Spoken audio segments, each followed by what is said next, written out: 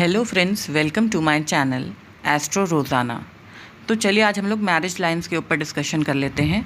अगर आपके हाथ में दो मैरिज लाइंस जो हैं वो जुड़कर एक हो जाती हैं तो इसका मतलब ये है कि शुरू में हो सकता है कि शादी के बाद थोड़ी सी अनबन हो, लेकिन बाद में सब कुछ ठीक हो जाता है और ये लोग प्रेम पूर्वक अपना वैवाहिक जीवन बिताते हैं।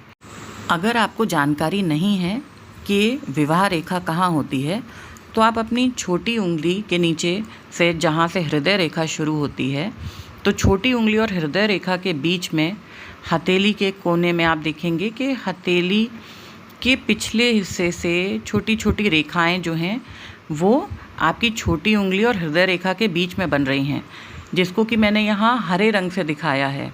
आई होप ये आपको दिखाई दे रहा होगा स्पष्ट रूप से। आप अपनी हथेली में भी इसको देख सकते हैं। अगर आपकी विवाह रेखा ऊपर की तरफ मुड़ जाती है और उसमें छोटी और स्पष्ट संतान रेखाएं भी होती हैं तो ये एक उत्तम विवाह का और उत्तम संतान का योग होता है। ऐसे जातक अपने जीवन साथी और अपनी संतान के प्रति पूरी तरीके से ईमानदार होते हैं और बहुत ज़्यादा ज़िम्मेदार होते हैं। अपने परिवार की सारी जिम्मेदारी ये लोग अच्छे से निर्वहन करते हैं, चाहे स्त्री के हाथ में ये रेखा हो या पुरुष के हाथ में। अगर आप यहाँ देख पा रहे होंगे तो आपको दो विवाह रेखाएं दिख रही होंगी जो हरे रंग से बनी हैं।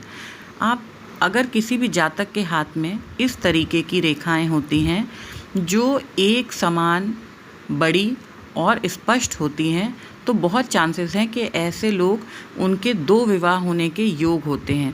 या ये हो सकता है कि वो विवाह से पूर्व जो है वो किसी के साथ बहुत ही आत्मीय संबंध में रहे हों या बहुत ही क्लोज़ रिलेशनशिप उनका रहा हो विवाह से पूर्व। अगर किसी जातक के हाथ में विवाह रेखा के अलावा और भी छोटी छोटी कई सारी रेखाएं हों तो इसका अर्थ ये निकालना चाहिए कि ये संबंध जो हैं ये सिर्फ बॉयफ्रेंड गर्लफ्रेंड तक ही सीमित रह गए। मतलब ये जो थे ये विवाह में परिवर्तित होने योग्य नहीं थे और कोई ना कोई कारण जो था उसके कारण इन लोगों का जो है ब्रेकअप हो जाता है। तो कई बार इन लोगों को रिलेशनशिप्स में बहुत ज़्यादा दुख और पीड़ा उठानी पड़ती है विवाह से पूर्व। ऐसे जातक और जातिकाओं को एक योग्य वर या वधू मिलने से पहले कई अयोग्य जो है वो रिलेशनशिप से गुज़रना पड़ता है।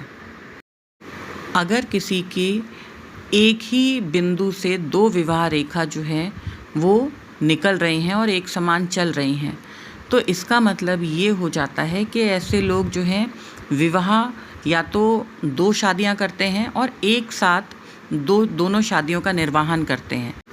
या कई बार ये भी देखने में आया है कि ऐसे लोग जो हैं वो अपने जो घर वाली होती है उसको बाहर वाली के बारे में नहीं बताते और बाहर वाली को घर वाली के बारे में नहीं बताते। इसका मतलब ये है कि ये दो शादियां या शादी के समान संबंध रखते हैं लेकिन किसी को किसी के बारे में बताते नहीं हैं। कई बार तो ऐसा भी देखने में आया है कि पत्नी की सहमति से पति जो है वो दूसरी शादी करता है और दोनों पत्नियां जो हैं वो एक साथ एक ही घर में उस पति के साथ रहती हैं। अगर विवाह रेखा के ऊपर या नीचे त्रिकोण का चिन्ह हो तो ये सबसे उत्तम स्थिति या उत्तम फल देने वाला विवाह होता है। ये वो विवाह होता है जो आदमी को भाग्य बढ़ाने में सहायता करता है। अगर विवाह रेखा स्पष्ट नहीं है और बहुत सारी छोटी बड़ी रेखाएं जो हैं विवाह रेखा को काट रही हैं तो ये विवाह के लिए उत्तम स्थिति नहीं मानी गई है। ऐसे जातक या जातिकाओं का क्या होता है कि विवाह के बाद आपस में मनमुटाव, कलेश और एक दूसरे से ये लोग कभी भी सहमत नहीं होते किसी भी मत पे।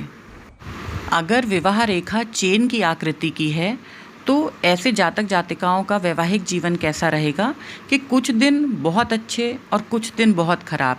मतलब हमेशा ना तो अच्छे दिन रहेंगे ना बुरे दिन रहेंगे। मतलब कभी खुशी कभी गम वाली स्थिति इन लोगों की रहेगी।